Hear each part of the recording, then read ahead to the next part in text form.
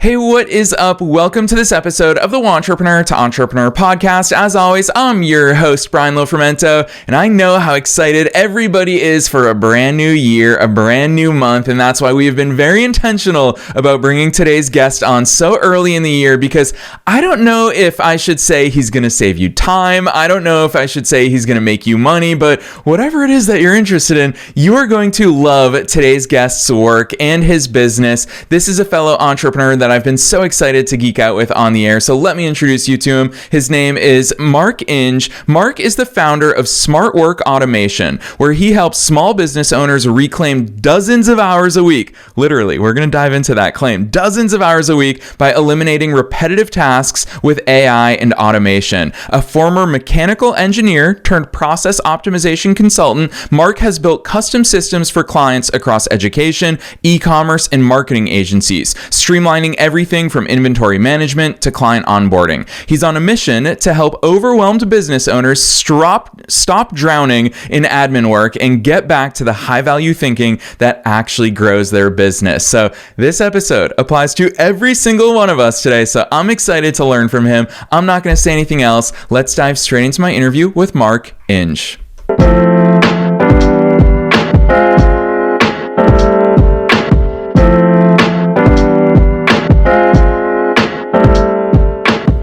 All right, Mark, I am so very excited that you're here with us today. First things first, welcome to the show. Thank you. Happy to be here. Heck yes, I'm excited to geek out with you, but before we do exactly that, you've got to take us beyond the bio. Who's Mark? How'd you start doing all these cool things?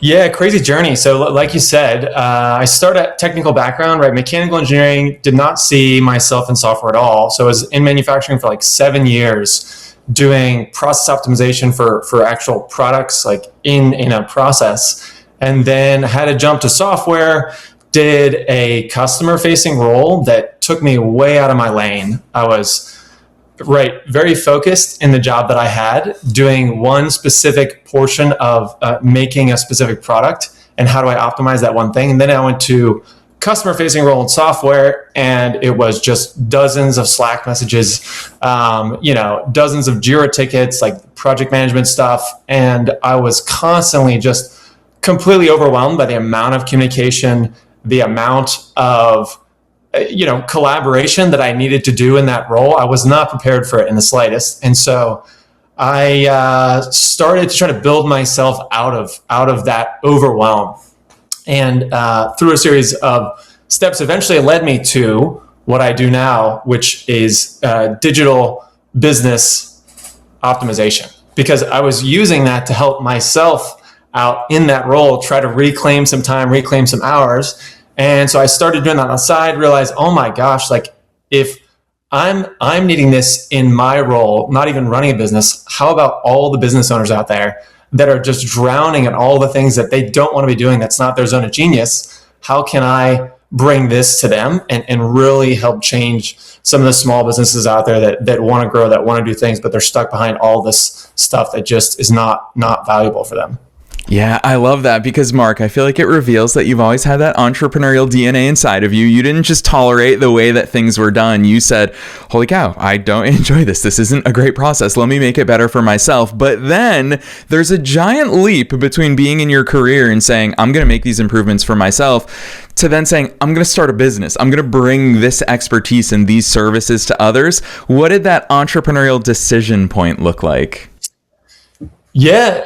That's a really interesting question. I do feel like there was a thread of, personally, and I haven't been in this realm for a long time, I feel like a lot of the entrepreneurs that I know, they have a little bit of a challenge with authority. Like, I want to do it the way that I want to do it. And so that was one of the things that I struggled with, that I was like, I'm going to do it the way that I want to do it. And I want to do these types of things. And so eventually, I decided, I was freelancing for a little bit on the side of my job, because I wanted to have a proof of concept. I wanted to see, is there a market for this? I mean, there was obviously a market, but can I capture any of the market? Can I meet people? Can I talk to people? Can I figure out what that looks like and bring myself kind of a sustainable income? And so that was at the end of 2024. I was doing some freelancing November, December. Going into 2025, I made the decision, talked to my company at the time and said, hey, I'm going to jump and do this thing. And we kind of tapered off after that. But it was very much a kind of trust fall situation for me. I didn't have at the time, I knew that I could grow to have a sustainable lifestyle that I wanted, but I didn't have it when I jumped ship from the job to be an entrepreneur. But I kind of just had a little bit of faith, I guess, in myself, or just complete, ignorance about what would happen, and just kind of built it from there. So it's such a amazing experience to have that sort of open freedom, open realm to either fall or rise, and the journey just continues in that vein, right? Every time you want to do something, it's the same way. If you want to grow more and more, I'm realizing that now. So yeah, it's super eye-opening experience for me, but that was a little bit about the transition. Yeah, I love that. Especially, I'll be honest, it's been really exciting for us to have you lined up so early on here in the new year, because I think 2026 is going to be this really interesting year where attitudes change in so many different ways. And so hearing about your transition, obviously entrepreneurs, we're always the ones pushing the envelope. We are staying at least a few steps ahead of the rest of society, and certainly ahead of the enterprise world. And when I look at the nature of your work, and I love so much about your messaging. We're totally going to dive into that in today's conversation, but I'm going to call out that one piece of messaging of automated systems. And Mark, I think if you and I had this conversation 3 years ago, I think people would probably be like, automated systems, we're going to lose the humanity, we're going to lose the human touch behind it. Nobody can do things the way that I can do things. All these objections that people have, being afraid of that term automated and questioning its powers. But here in 2026, I feel like people are chomping at the bit to take advantage of what's now possible. Talk to us about that shift in business owners and people recognizing, holy cow, we can genuinely and tangibly save time while improving the quality of our services and improving the quality of our onboarding, all that good stuff that you get into. Yeah, that's such a good point, Brian. I do feel like I'd be remiss if I didn't mention the fact that I think AI is driving a big portion of that salience in business owners' mind and in the general public. Obviously since the big ChatGPT launch in winter of, or what it was, late fall of 2024. I think that there's a certain amount of force the technology has kind of brought in. I think automation has been around for a while, but then when you layer in something like artificial intelligence on top of it, you kind of open up a whole new range of things that are possible. And I think that that's just kind of taken the public consciousness. And with regards to the kind of changing perspective on automation and the value that it can bring, I think a lot of people are realizing that it doesn't have to remove the humanity from the things that you do. It can really allow you to work on that even more by taking away the areas of the tasks that you do that don't add a lot of value, that don't require a lot of human influence and experience and that kind of perception that people have. I think reserving that for the really high value portions of your business really helps unlock so much more for people, that I think that's kind of the shift that, in my opinion, business owners are kind of realizing, and AI has kind of brought it to the front of people's mind. And just as a side note, right, they're intermingled, but automation doesn't have to involve AI, and AI doesn't have to automate things. There's just ways that you can use them together. But I do think it's such an amazing, interesting time to be in this technology so deeply and to help business owners understand what the capabilities are, having used it for myself, and seeing so many other people use it in so many varied ways. It's really really fascinating. I think the unlock is starting to happen for a lot of people. Yeah, so well said. It's always my argument with people who are cautious. I won't say anti-AI or anti-automation. I'll say cautious about these things. And I always remind them, the more I automate and the more I streamline my operations, the more human things I get to focus on. We've been able to expand this show to way more episodes per week. Once upon a time, we were just 3 episodes per week. And now we get to publish amazing content every single day because I'm not spending my time writing show notes anymore like I had to do a few years ago. And it doesn't take a human mind to write show notes.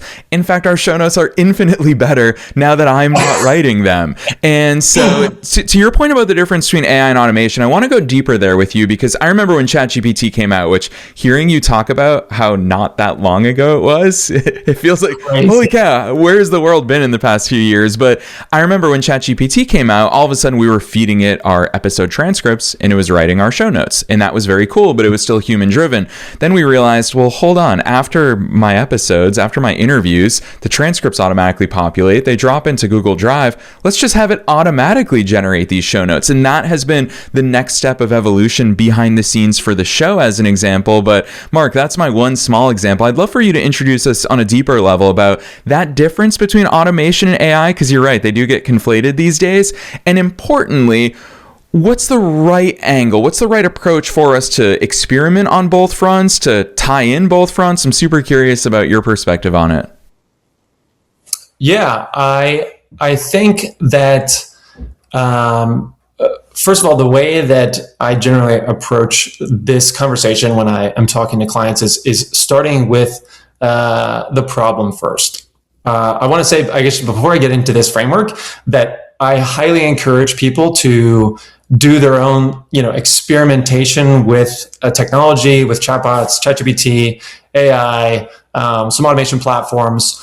I think getting more acquainted with the technology, just kind of experimenting with it on your own is good. But if you want actual real value from it, then the way that I approach it with clients is let's start with a problem. And the problem often is, hey, every time I onboard a client, I have to take this information and put it in here, and we have to write up their bio and all this stuff, versus if we're able to take that, break it down into individual steps, and then see, okay, what portions of those steps are discrete, meaning it's very objective. It moves it from here to here, versus what portions of those steps, maybe there's some decision making involved, or there's some summarization of information or expansion of information. Those are the portions of the process where you might integrate AI into it. But a lot of times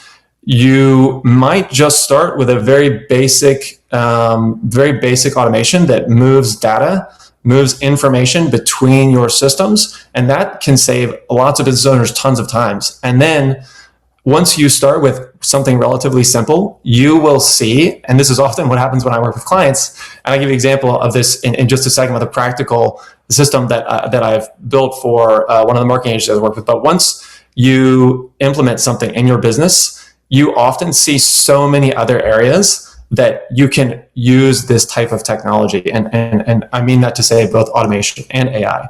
But let me give you a practical example of a use case that I created for a marketing agency that is still just reaping so much benefit for them. So this agency, as with most agencies, there's an onboarding flow. So they have information from a client that says, here's our information, here's our branding, this is how we like to approach social media. This marketing agency would take that and give it over to their creative team who does the copywriting for all of the websites, for the ads, for any of the stuff that's needs to be generated for creative. They were already using AI to help them create that copy. So they're already taking some of that information and trying to the individual copywriters, right, kind of taking that and saying, okay, this is the way I like to write, this is the kind of stuff, and they're kind of massaging it within the chatbot. Well, at this point, they had kind of gotten enough of a structure down that they were like, hey, we don't want to do this anymore. And so we started introducing AI into that onboarding process, and we started with just, for example, the blog writing. And this is a very common use case for a lot of marketing agencies these days, is once they have a new onboarding form, we just pass that information into AI, like you're saying, automatically for their show notes, same deal. And using their kind of like framework about how they like to write the copy, how they like to structure the blogs and optimize it for SEO. We take that and then it spits out the just a draft, like a Google Doc that team can then review. So they're not even having to go and copy and paste and massage and do all these things. It's already set up for them. And then the fascinating part was, for marketing opportunities for them to build out portions that we found out that we had the basic infrastructure in place. So let's tack on the service pages that they write for their clients. Let's tack on the Google Ads information that they generate as well. Let's tack on the copywriting for the direct mail. And so all of these things were basically building off of the branch that was originally a relatively simple, hey, when I get an onboarding form, help me write the blog. And now they have a whole suite of creative that gets written anytime they have a new person that is onboarded into the company. So I know that was a long-winded answer, but I hope it gives a little bit of clarity around AI being used for generation of information and potentially summarization. But there are many steps in between that are very deterministic. We just are moving information to where they actually want it. Gosh, I love hearing that. And I really appreciate the tie-in of a real life example, because it gets my mind racing in a million different ways. Especially, I just feel like onboarding is that one magical beast that if you nail it, if you give it really deep strategic and intentional attention, then you can do some magical things. That sets up the entire engagement. I think that there's a lot of room for us to inject ourselves into it with the assistance of AI, with the assistance of automation, to really give that deep level. Mark, as a customer of so many different people, like when I had an electrician install a Tesla charger at my place, I thought to myself, they really made me feel appreciated as a customer. Every single question I could have had was answered in their onboarding. I knew that they weren't texting me by hand. Of course, I fell into some sort of automation, and it made me feel catered to, and I really appreciated that. But I'm going to expand it a little bit, because clearly I love onboarding. It's such a fun topic to talk about. Yeah. But Mark, I would imagine a lot of listeners are hearing the type of work you're saying and getting excited and saying, what else? What besides onboarding can I focus on? How many of your conversations focus around someone coming to you saying, Mark, I already know, here's my pain points, here's where I'm wasting a ton of hours, here's where we can really enhance the client experience, versus the amount of times that people are saying, I don't know where I'm wasting time. I don't know where AI and automation can enhance my workflows.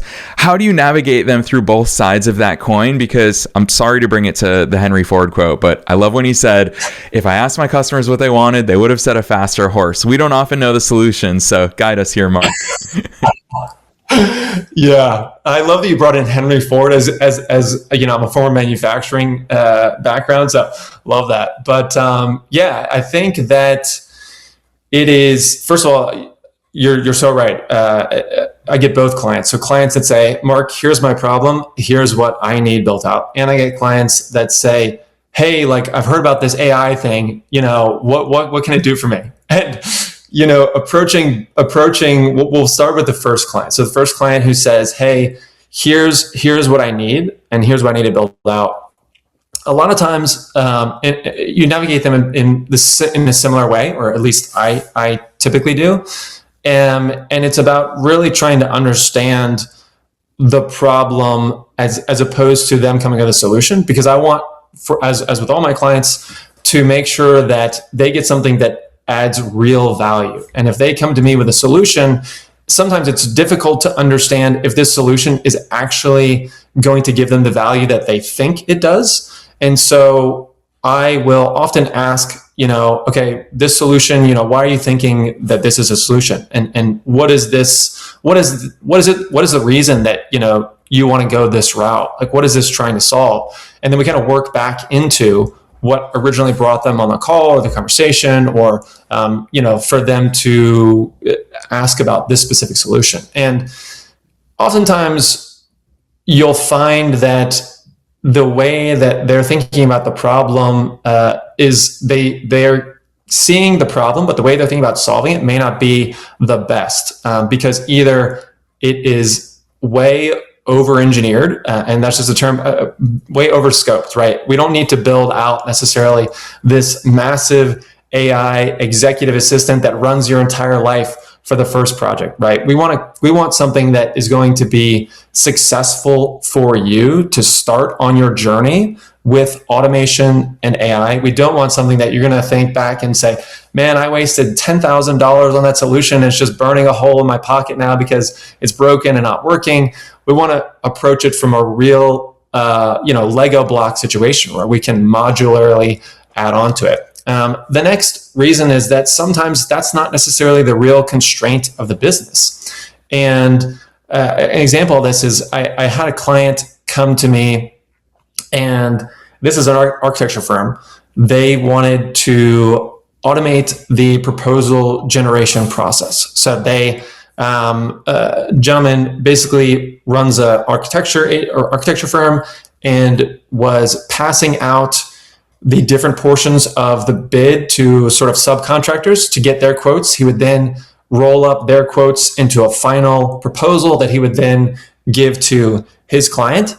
And all of the initial signs were there that this was a really good opportunity, because he was saying, there's so many branches of communication that I'm having to manage, and then I have to roll it back up and put it into a thing, and then I have to send it out. And so this is a great opportunity. It also took like a week for them to get a proposal together. So I'm originally thinking, wow, like this is a really valuable opportunity. But the more I asked questions about the business, to understand, how the proposal fits into the larger way that they actually generate revenue, it turned out it wasn't going to be that valuable, because they were only doing maximum 2 proposals a week, because they were only getting 1 to 2 leads a month. And so if we're thinking about where that business's time is best spent, if we say automated the proposal generation, where they're still going to be stuck because they need more people to come in to get business. And so in that case, having a conversation with the business owner, I said, hey, I don't think this is going to be the best option for you guys, because really, if you get 2 more clients, you're going to have a better opportunity than if you have a proposal that gets done faster and you don't have any more clients to propose to. And so that's one of the things, aside from building a smaller scoped project, that I have conversations with my clients about all the time, is let's think about what's going to be the most valuable thing. Like, where's the constraint in your business right now? And let's attack that, which is something that, I'm thankful for my manufacturing background.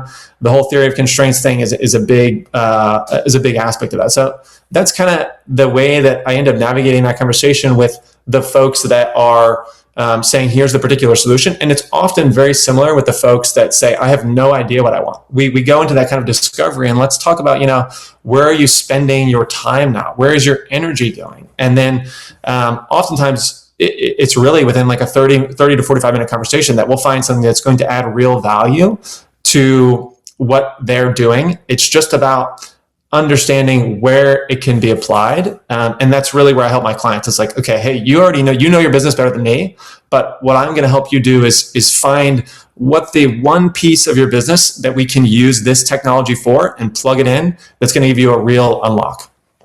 Gosh, Mark, I love that answer. And I do want to pick a little bit more on your engineering background, because I want to totally call you out for something that you said there, because if listeners aren't watching, they may not have picked up on it if they're just listening. But Mark, you said the real problem. You're not as interested in the problem that we, the end consumer, bring to you. You are interested in finding the real problem. And obviously we're talking root causes here. And I saw you write somewhere, I've never seen someone phrase it this way, finding the hidden bottlenecks in a business, the upstream problems that create downstream chaos. It's such an interesting thing, because with my marketing hat on, I've seen this countless times where people will say, oh, my ad campaign isn't working, and they'll say, this used to drive me crazy when I had a marketing agency. They would say, Facebook ads don't work. And I was like, well, Facebook ads obviously work for others, so we can't say the platform doesn't work. If your ad campaign's not working, let's figure it out. And oftentimes we would see oh, your offer is terrible. Like, it has nothing to do with your ad campaign. It's the thing that you're driving traffic towards. And so I would love for you to talk to us a little bit deeper there, because clearly oftentimes we're blinded by what we think the problem is, but you have that ability, and I'm totally going to chalk part of it up to your past career as a mechanical engineer, but you have that ability to figure out what the real problem is. What does that soul searching look like? Is it whiteboarding everything out to go upstream? How do you start to attack that? Yeah, I think there is an extended process and there's a expedited process for that. And the expedited process is a little bit of both processes are basically the same, in that in manufacturing, if you want to make a car, I'm just going to go with this example because this is my background. If you want to make a car, you start with nothing. You need the materials, and then you go down an assembly line, and each part is added on to the car. The frame is set, then the wheels are added onto the frame, and then the panels are added onto the body, and then the paint is done, and the glass is added. And so all of these things are gradually built on, and at the end of the process, you have a car that you drive around every single day. That is the same thing that every business offers. It is a product or a service that adds value to the economy.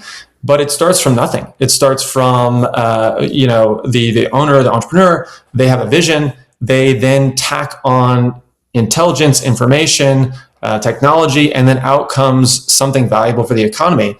And so if you can look at the manufacturing and making of a car and say every piece on this assembly line takes, 1 minute, but this one portion of the assembly line takes us 2 minutes. Is there a way that we can shave off the portion of the car making that takes 2 minutes and get that down to 1 minute, just like everything else in this process? That's going to really be a really more of an unlock for us. And so that's the same way that when I look at businesses trying to deliver a service or product, we often go from, okay, how do you deliver your product today? What does that look like? After we know what the product or service is, we say, okay, what happens after you onboard a client? Okay, when you onboard a client, or when you get a new client, you onboard them. What's the onboarding look like? Okay, what does the delivery look like? How many people are you talking to in the delivery? How long does that take? Okay, once you deliver the product, what is the service after that? What is the follow-up? Is there any warranty? And realistically, this is just a very expedited version of a larger process map that we might do. So in a discovery call, I often ask these kind of probing questions to really hone in on where in the process might be the biggest constraint. If the business owner doesn't understand, we kind of walk through beginning to end of the process. Let's make the car together. And then we'll find a potential opportunity to go after. And then we typically often frame it as, who is doing the job? How much is it costing? How much time is it costing you? And sometimes it's not even just about cost. It's about emotional energy. As business owners, we know there are things that light us up and there are things that shut us down. And so if we can solve a problem that either saves you money or boosts your energy, you're going to be so much better off. And so a lot of it is discovery, but if it's a very complex process, or it's a client that we're really working long-term for, we'll go through and create a process flow like you would do a manufacturing. And I keep coming to that because that's my background, but you would say, new client comes on board. Next step is this. Next step is this. And you kind of map out the entire journey, the customer journey with the client. And then we would nail down, okay, how much time does this take? How much time does this take? How much time does this take? Who's involved in each of these steps? And from that, you see a whole host of opportunities that you can go after, but you want to start with the one that is going to be the most valuable for the business owner and that can really provide, it's going to be very valuable for the least amount of effort. Just going back to the whole over-scoping thing, we want to make sure for the business owner, especially if they're relatively new to the technology or to this type of work, that it's easily implemented and managed, and it's not going to be something that's way outside of what they're familiar with. And so that's kind of high level how I like to kind of approach the conversations, just again, heavily leaning on the manufacturing mentality and philosophy that I come from. Yeah, I love that, especially as a lifelong entrepreneur. I'm 17 years into my entrepreneurial journey. I think to myself, Mark, I don't want to track my time. I don't want to track how long each of these things take.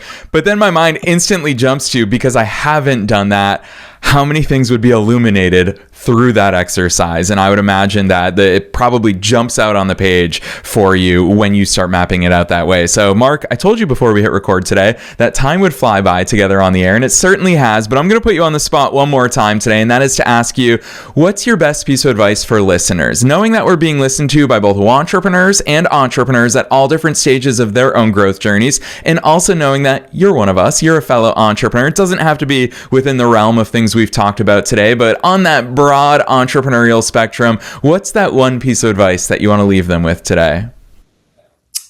Yeah, my biggest piece of advice, probably not surprisingly, is around AI. And this is obviously a hot topic for many reasons. I think that 2026 will be a massive year for the implementation of AI in businesses. And I want to encourage all the listeners and all the folks to, if they haven't yet, start experimenting with it on the side. Bring somebody into the fold that maybe can help coach you or knows a bit more about where it can be helpful in the business, because in the next year, we will see so much value added, in my opinion, to the businesses that leverage this technology correctly. And I think those businesses are going to be pulling ahead of the pack.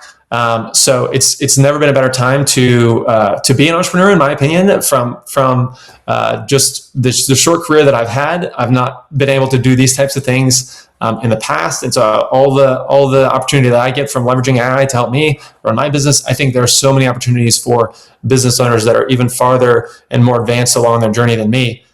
So that would be my advice. Play around with it, get somebody to help you, coach you up on it. It's going to be a big year. So dive in. Yes, so well said. Oh, I'm so excited for 2026, as I know you are as well, Mark. And I'm really grateful for you sharing that piece of advice and so much of your experience and wisdom and perspective with us here today. I'm also very excited for listeners to check out your business. I fell in love with it immediately from the time our pre-production team came across your work. SmartWork Automation, you're doing such cool things. You have such amazing messaging all throughout your website. So for listeners who want to find you online and all the cool stuff that you're up to, drop those links on us. Where should listeners go from here?